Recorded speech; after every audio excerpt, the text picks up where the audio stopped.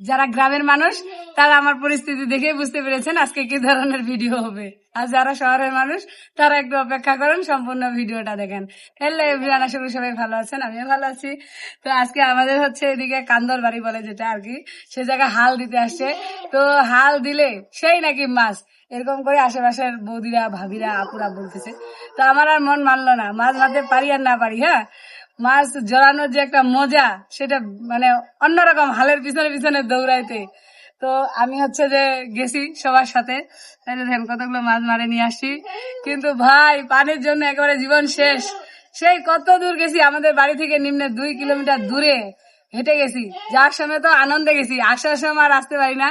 তো যাই হোক, সবাই হচ্ছে যে দেখেন, আমি ভিডিওটা আপনাদের সাথে এই জন্যই শেয়ার করলাম যে আমার জীবনে বাস্তব কিছু কিছু অভিজ্ঞতা আপনারা দেখেন, গ্রামীণ জীবনযাপন। হ্যাঁ, তো আমাদের জীবনযাপন আমরা কিভাবে করি, আমাদের জীবন ধরনের মান উন্নয়ন সব মিলে আমি হচ্ছে আপনাদের মাঝে সবসময় শেয়ার করি আমার হচ্ছে গ্রামীণ জীবনযাপনের বিষয়গুলো বিনোদন আকারে। তো যাই হোক, ভাবলাম যে এইটা একটা ভিডিও করে আপনাদের মাঝে শেয়ার করি।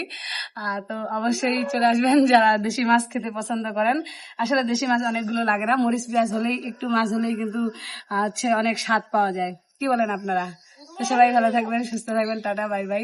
যদি অনেক কথা বলতাম, বাট ক্লান্ত, অনেক দূর থেকে আসছি, বিশ্বাস করবেন না, এই জগ দিয়ে 1 জগ পানি খাইছি, আবার মনে করেন অর্ধেকটা খাইছি। কি তাহলে একটা অবস্থা, মানে পিপাসায় কাতর হয়ে গেছি, ক্লান্ত। ভিডিওটা এই জন্য আর বাড়াইলাম না। সবাই ভিডিওটা দেখবেন, সুস্থ থাকবেন, সুন্দর থাকবেন, টাটা বাই বাই।